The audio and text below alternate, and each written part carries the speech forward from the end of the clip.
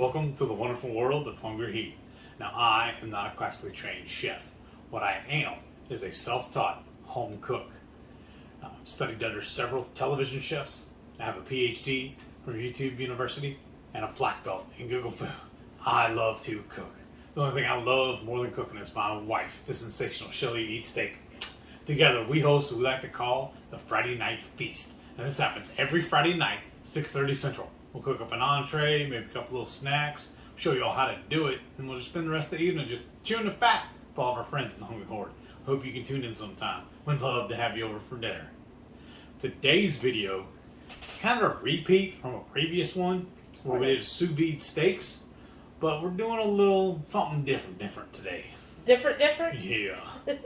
So we are going to make a coffee rubbed ribeye.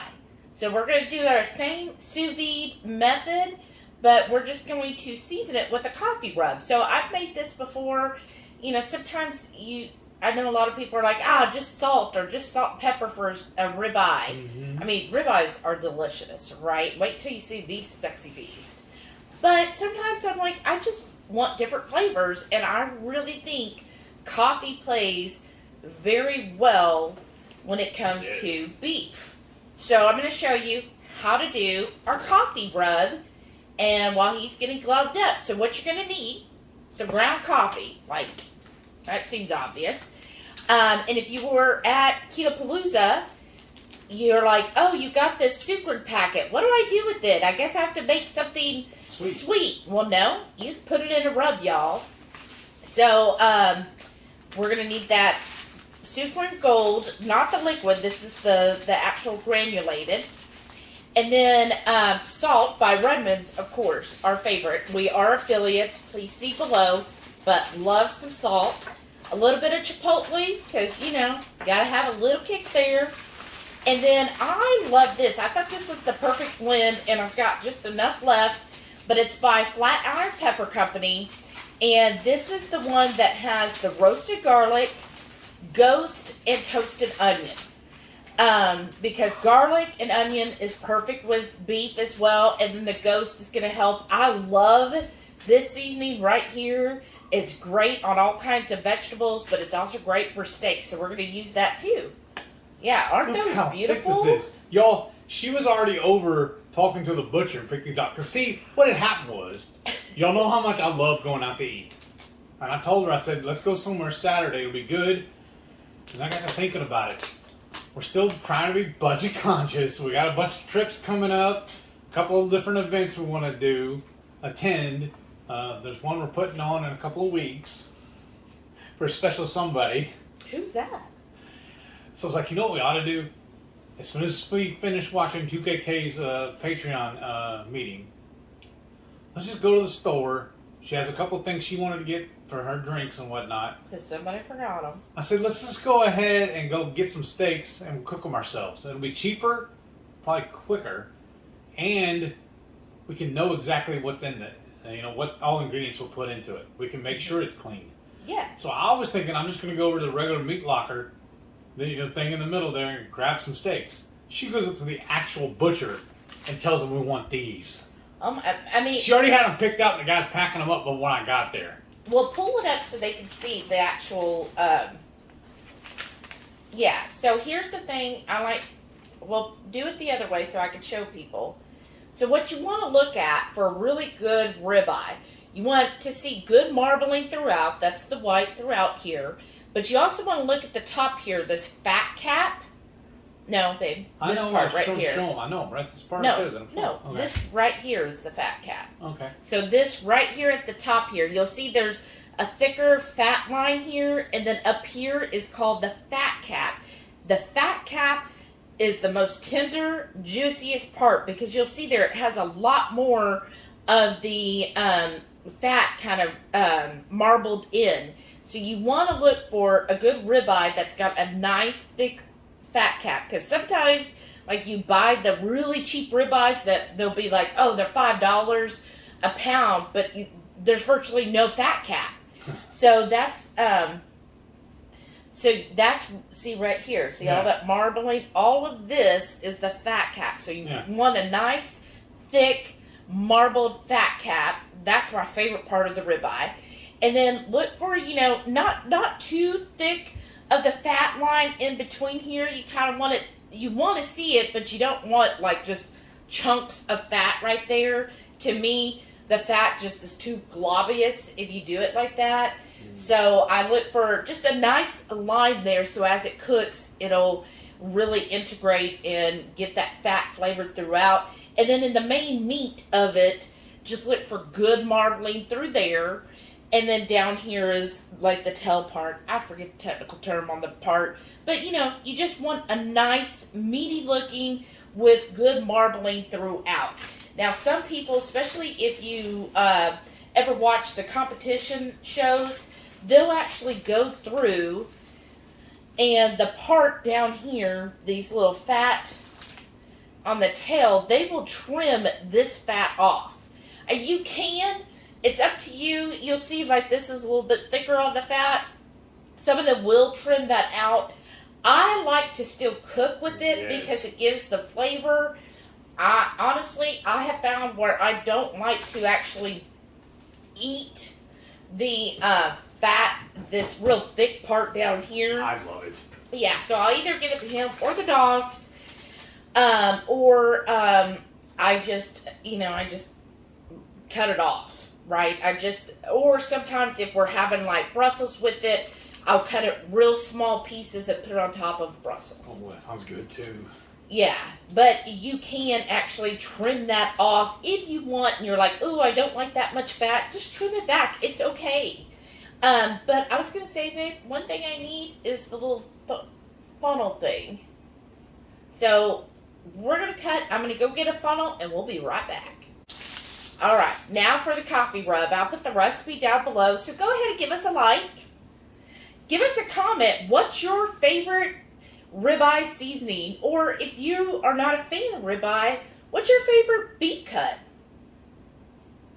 I know yours is ribeye, right? Right. It's the Cadillac. I know somebody else, whose birthday this month, hers is a New York strip. Yeah. Alright. Yeah. And I think Bronson said his is a filet. Filet mignon? Yeah. They're okay. They're great with a lot of bacon. Yeah. When we cook them, that's how we do them. We wrap them in right? bacon. And I was tempted to get those. They had some pretty sexy ones in the meat counter too. Mm-hmm. Or the butcher shop. Whatever it is. Okay, so 3 tablespoons of coffee. Ooh, that almost filled that up. Okay, and then we're going to do 2 tablespoons of salt. Of course, you're using Redmond's. Well, of course. And in case y'all didn't know, we have a link down below where you can order direct. From Redmond's, and it's you get 15% off. And then plus that helps support the channel because we are affiliates with Redmond's. So thank y'all for using our link. So, people always ask, well, how can we support you? But, I just can't commit like every month to be a channel member. Well, right there, if you buy Redmond's, which again you should, that's the way you support us. You save 50%, and then they give us a percentage as well. So that's the best thing to me. So doing things like that, leaving us a wonderful comment, all of that really helps. Okay, then I'm going to do a teaspoon of Chipotle. Whoa. Looks like a big chunk there. Mm-hmm. I'm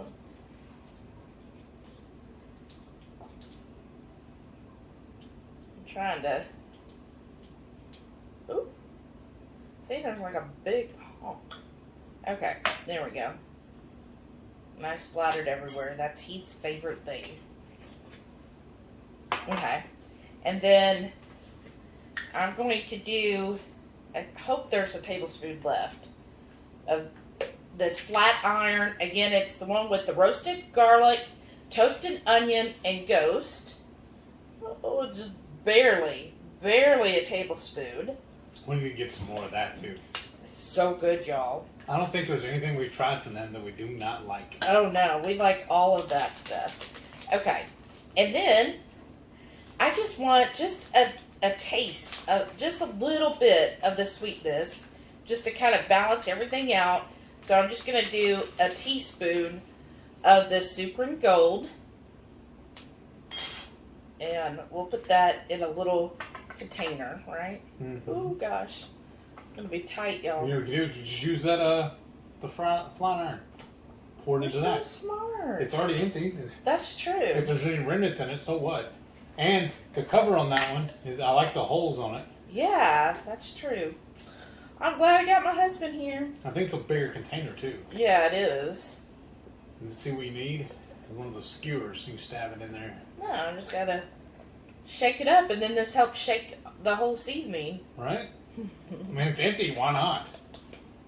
All right. Waste not, want not. Right? Now I'm upcycling. Isn't that the new trend? No, probably. Okay. And then... See, look, there's more room, and then you just shake it. Oh, no. Shake this up. Wow, I really got a mess going on here. That's right, just dust it. That's what I usually do, y'all. If I was doing this, I would have set that thing right here, and then done it so whatever falls lands in the same area, and I can pick the steak up and set it down in it. Okay. I try and be crafty like that. And what I love, too, is on this, on theirs, you can show them how big the holes are on that. So you're going to get a little more... Nice big holes. Yeah, so when you go to dust it, it's like right there, yeah, you just dust it off into it. Okay, so there is our coffee rub. Wow, this is going to be amazing. I can't wait. Okay, and then I'm just going to sprinkle this on this steak. Liberally. Wow, that looks and so see, also, good. cleanup's going to be easy. We're just using the same paper that the steaks were wrapped in. Yeah. So when we're done, I'll just fold it up, throw it away. Hold on. Wow. A little bit further up. And then now, hold on, because I see also when you do the edges. Yeah, well, and then also when you, like I always rub it into the well, I plate. think that's a misnomer too. I don't like rubbing it. I like dotting it. No, I'm saying, like I roll it all in right, there. like that. Yeah. Everything that's on the Right. paper here, it gets stamped in. Yes. Like I said, though, the rub is, in my mind, is really a misnomer. I don't like rubbing it. Yeah, we don't rub it. We pat it. And now we do the other side. Are you gonna? Do Yeah. that Well, because I was figuring when you go to dust it, it'll give you more to put this in. Just trying to pull the seasoning here, and then I'll dust it get in that little fat right there. there too. Oh, these are gonna be so tasty. Right. And see, now it does it again. Mhm. Right. That looks good. All right. Yeah, this is the perfect opening for the spice mix, because it is a chunky spice mix, y'all. Okay, a little bit more. See some, or sprinkle some on my hands. If you said that there was a piece that was big and blocky, I could just pinch it and crumble it. Cause I see some blank spots right here. Please. Well, I can't get to it with your hand right my way. Right there. There. Okay. We're good. Okay. So now we just got to get them in the sous vide bags and in the sous vide, and they're perfect mix. Smells great, and these are going to be freaking delicious. Now I need to put a little label on that one to remember which one right? it is. What is this? Or I guess now you have room, you can put it back in the other one. But I like the openings on that one better. I do too. I like it too. Alrighty, let's get these bagged up, and we'll be back. Be right back. Oh, I'm so excited, y'all. So these steaks look really good. They do. So we've got the Sous Vide Art. That's the sous vide machine that we use. I'll put a link in the bottom. Came with this, and it comes with the little suctioner thingy. It has. I love the technical terms. I know, right? It came with some bags, and I'm going to tell y'all, I reuse these bags. Yep. So I'm sure that's probably a little chintzy or whatever. Smart. Eventually, I would love to get the silicone bags, so maybe eventually we'll get those. But in the meantime, I'm just using the bags that came with it. And then after we use them, we'll wash them and we store them in the freezer. Why not? And then it came with 2 clips, and then these 2, I guess they're clips as well, right? So what you do we got them in the bag, which can be a little tricky because y'all probably can't see, but it like fills this bag. Like this is why we cut before we fill them. Yeah. And so you've got yours. So what you do with the white clip is you put it down here on the end. Oh, I thought there was one. Okay. And then you're going to slide it across, and you do that like 2 or 3 times. You just want to make sure that it's really sealed. And so you should be able to, yeah, that looks sealed. And a plus when you try to push. And then what you do is there's a little mark or little circle here. That's where you're going to suction it out. And this one we do only have one suction. Now, a lot of times we will, if we're going to freeze these, we'll do it in our our food saver bags. We'll leave a little lip on them, a little length on it, and we'll just cook them in that bag. Yeah, we'll do that. I always say we've had the steaks sitting out for an hour. So, don't take them straight from the refrigerator and put it in the sous vide. Let it sit out a good hour. Even longer is fine. Most houses, you're not going to be real, warm. Yeah, perfect. Oh, mine's a little, I guess I didn't do it too well. For me? Yeah, if you want to. Sometimes that's the only thing, when you reuse them, they get to the point where, they don't seal up as well. They don't seal as well. Which, you do what you do. So then we've got our water here. And I feel like that's good. Yeah, that looks better. Okay. I think it's just I'm a little bit stronger, that's all. Probably. Might do a couple more just in case. What you're going to do is you want to make sure when you put it in your sous vide, you're going to put it down in here, make sure the water covers it, and I'm going to put those in there. Now, I know that some people will use, they have weights or whatever, but I have not had problem with that yet. I've seen some of them where they're set up, it's a whole little container, almost looks like a little tote. And the thing's made just for that, and then your sous vide machine actually fits down in it. I know. But we have enough stuff to keep up with. Mm-hmm. So then these clips is what holds the bag so they don't just go floating everywhere. And, we forgot. But what I'll also do is I will put a saran wrap over the top. And that's just so that it doesn't evaporate away, right? So we'll do that. And then we have done it, is you have this on the sous vide arc. There's a little power button. And then you'll want to set the temp. Now, since we are always just do steaks, like we haven't ventured out to other things, it's already preset for us at 131. So if anybody follows Carrie Brown, we heard her on a podcast one time, and she said the perfect temperature is 131 for a steak. She said even when she goes out to the restaurants and they ask her how would you like it cooked, that's what she tells them. So I've started doing it too, and they get so confused. Yeah, well, except if it's a really good steakhouse, they like, understand. Oh, okay, and they appreciate that. So then it's saying after you set the temp, then you're going to set the time. And it depends on the thickness. Since this is an inch thick, I want to do, I have it just set for an hour, but I'm going to do an hour and 30 minutes, an hour and a half.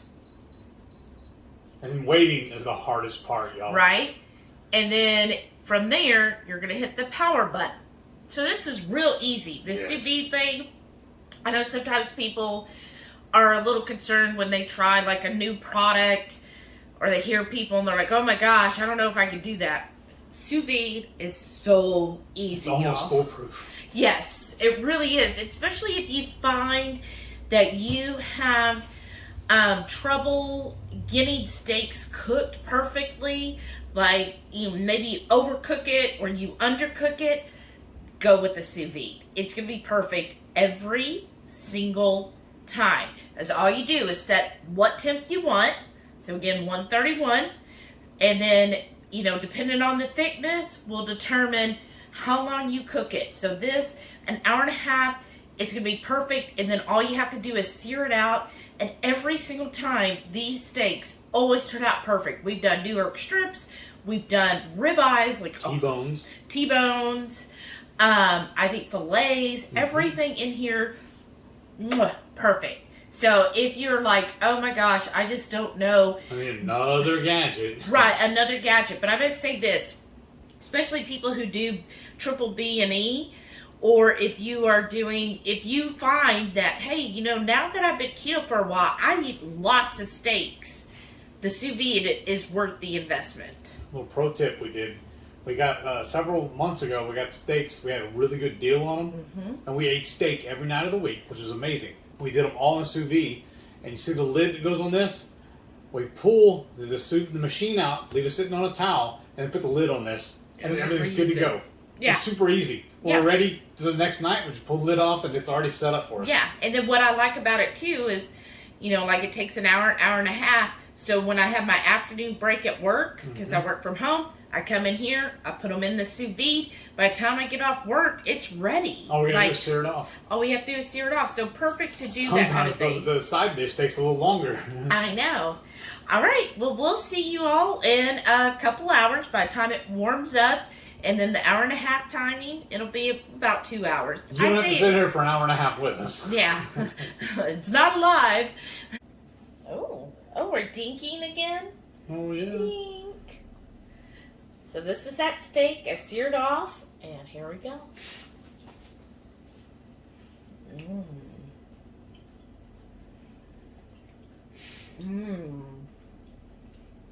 Now, I always let my steak, after I sear it, I always let it rest for 10 minutes, at least, sometimes longer. And then I do top it with some butter once I take it, you know, put it on the plate, just because butter makes everything better, right? So. And y'all used to, my favorite way to cook a thick cut like this was reverse sear it. But I think the sous vide has that beat. This is amazing. Oh my gosh. And then also, while we was at the store, I went ahead and splurged and got some shrimp cocktail. And I'm just going to make up a quick cocktail sauce. I got some of this Keto Primo ketchup. And y'all go back and look. I'll leave links down. We've already reviewed their products. It's really good. So what is it you're going to make? A little cocktail sauce. Oh, nice. I'm just going to use some of their ketchup. Put a big glob of it in this bowl.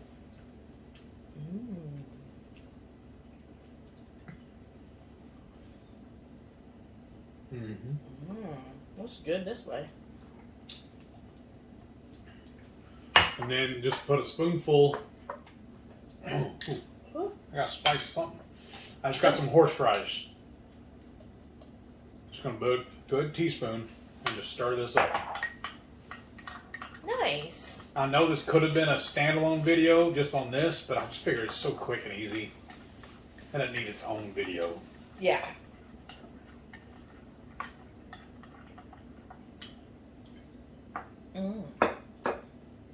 Yeah. You want to try it? Oh, well, there's only a proper way of trying it, right? Now, I'll sometimes even add lime or lemon juice to my cocktail. And this is just the boar's head horseradish I'm using. It requires a second bite. And these, we was looking at the meat counter, and right next to it is the seafood. So I was like, you know what, let's do some shrimp too. And she's like, well, do you want to cook it, or you want, these are already pre-cooked, so. Yeah. Like, all right, that'd be easy. I was like, do you want cocktail, or you want me to cook something? And we already made a great this side dish. You're probably like, oh, looks like your standard Brussels, but we have a new Brussels recipe, y'all. So be on the lookout for that. We'll probably get it released next week. But in the meantime, you get to just drool over our food. Make yourself hungry, right? Hungry on a Monday. These are real good. Way to go. Huh? That's a way to go. Well, so looking at the steak, as we did a little different, we did a coffee rub. So not your standard, you know, just smoke and pepper, or smoked salt and pepper. What do you think of the flavors? I like the coffee rub better, honestly. Oh, why is that? I don't know, it's just more enhanced. Mm-hmm. The salt and pepper is just kind of mediocre. Not mediocre, but like anybody can do that, you know what I mean? Well, I feel like the salt and pepper, you're just tasting beef, basically. So if all you want is to say, oh, okay, I just want to taste the ribeye, which I totally get that. Sometimes I'm like, I crave beef so much, I just want to taste tasty, juicy beef. And then sometimes you're just like, I want something like a steakhouse quality, right? Because a lot of steakhouses will do different seasonings on it. Right. So we did the coffee rub. Of course, you still taste ribeye. I mean, it's ribeye. It's very tender. It's very juicy. Perfect. And that fat just melts away. Perfect medium on mine. Mine is it medium or medium rare? Let me double check. I'm gonna cut it out. Down the center. All I know is it's tasty.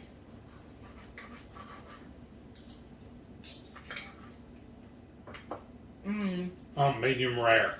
Well, I would say almost closer to medium. Well, I don't know, because it looks to me very pink. It's pink, yeah.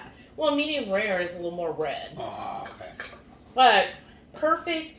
What I like about the spice is you don't get like an overwhelming like coffee. It just kind of adds. Subtle. Yeah, it adds a little texture. So, like, if you enjoy brisket, like I enjoy brisket for the crust, that's kind of what you have a little more crust on this. And then you get that chipotle, that little kick in there with the chipotle spice. And then it's got just enough salt in there. And then the garlic and the roasted onion, all of those really play well together. Like, it's just a very deep flavored steak. So it's not just beef. It's like, just has a nice overall flavor profile to your steak. So I think, like, if you serve this at home, I would consider it like restaurant quality. People would be like, wow, like, this steak tastes amazing. Like, I was at a restaurant. Robust. Right, because the flavors all really play well together and mix well together, where you're like, wow, this is like if I went to a nice steakhouse and ordered their steak, how they do their seasonings on there. Like, we've been to places where they were like, is it Outback that's like, oh, we have 52 seasonings or something? And you would have all those seasonings and be like, wow, this is really like a good steak. So I hope you like this video. Please let me know if you do your steak this way. How do you cook your steak? Do you use a sous vide as well? Or are you going to get a sous vide now after seeing all this wonderful steak? And then... I really feel like this is a late birthday present to me. Aw, happy birthday. This is amazing, because one of my favorite things always has been surf and turf. Oh, yeah. Well, and don't forget... Every Friday night, 6:30 Central, we'll go live for the Friday night feast. Cook up an entree, maybe a couple little snacks, show y'all how to do it, then spend the rest of the evening just chewing the fat with all of our friends in the Hungry Horde. We hope you can tune in sometime. We'd love to have you over for dinner. Thank y'all for watching. We'll see y'all next time. Bye.